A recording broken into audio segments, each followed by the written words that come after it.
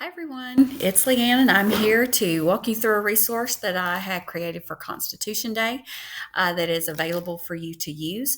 I also have a document that has other resources if, depending on your time frame, short time frame, long time frame, that you can use for Constitution Day that's coming up real soon. So this one, I adapted from the Center for Civic Education. The link to the full lesson plan is in the document as well. So you can click to link to the actual lesson plan if you would like to see how I made modifications or add some things that I maybe took out. But I wanted to walk you through this one so you can kind of see the idea behind how it's set up. And my intention is to make your life easier and to hopefully create resources that you're going to be excited to use and that will be easy for you to use and implement in your classrooms.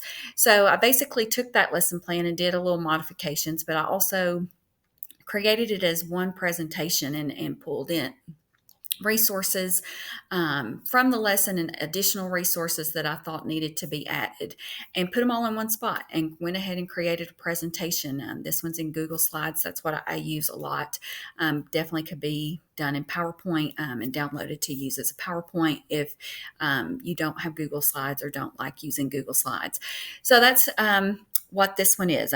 My intention is to try to make plug and play sort of lessons for you and to have meaningful resources that you can just instantly use in your classrooms that you find value to and that are hopefully well designed lessons. So this one I like because it ties in 9/11 and the Constitution. And since 9/11 falls so close to Constitution Day, I think it's a good tie-in where you could really talk about both of them if you wanted to. But this one begins, if you go to the next slide, you'll see it begins with President Bush's speech that night and focusing in on a part of that speech. It's not the entirety of the speech. And so that's just the preview questions that you can show before you watch. Say, these are things you want to pay attention to, is what we're going to be talking about when the speech is over. And then there's the speech on the next slide. So it's automatically linked. It will start playing when you click on it. You don't have to go to the website and find it. It is all there. Ready for you to use. And then the next screen is those questions again that you can talk about with your students from what President Bush said that night and how kind of the country was feeling after those terrorist attacks. And then the next screen takes one line from his speech and has them start thinking about what freedoms and opportunities America offers, that, what makes that unique, where those come from. And in the Constitution, what are some of those freedoms that we ingrained in our Constitution and in the Bill of Rights. And so after they brainstorm those, then you sort of get that into, well, what are civil liberties and the definition of civil liberties, and beginning that discussion of tying in war on terror and protecting freedom and protecting civil liberties.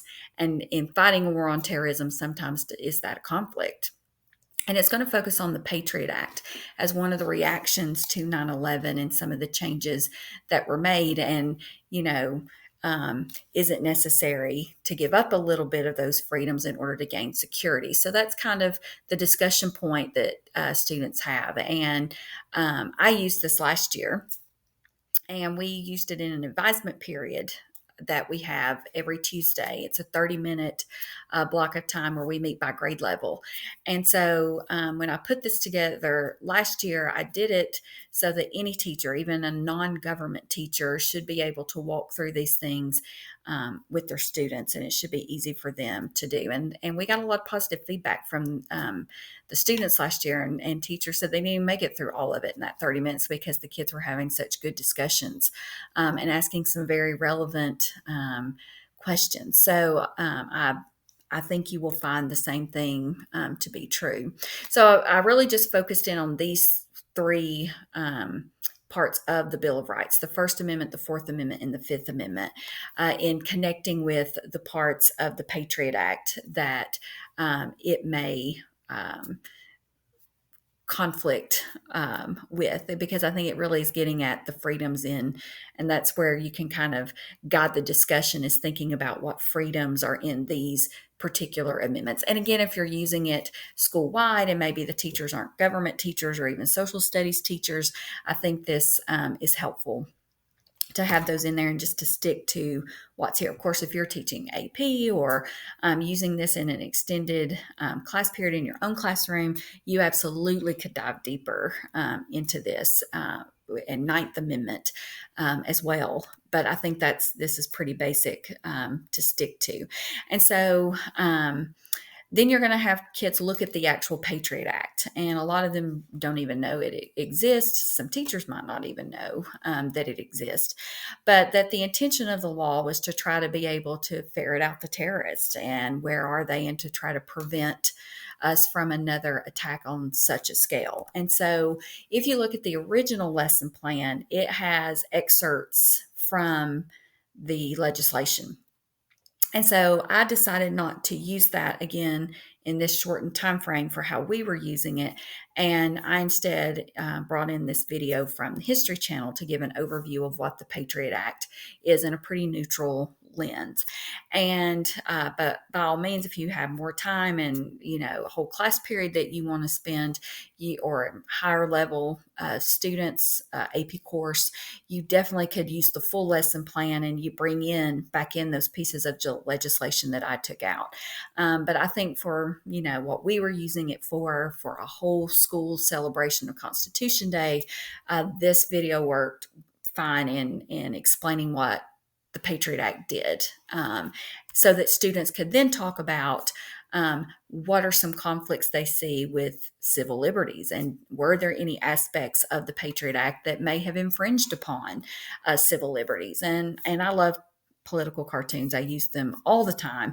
And so I put two here that to look at some of the criticisms of the Patriot Act, and so that they could in discussing those, they could look at the cartoons to maybe cue them in to what some of the opposition was. And that it ends again with that quote from Bush about why we were attacked, and the famous quote from Ben Franklin about he who gives up, liberty to purchase a little safety deserves neither. And so, again, I think that's a good talking point to have them either write their opinion or discuss it with a table partner, or and then share out as a class that, how do you find that balance in protecting America and protecting civil liberties at the same time, and protecting what is enshrined in the Constitution and in the Bill of Rights. And the reason the Bill of Rights were there to begin with was to protect from government making those infringements.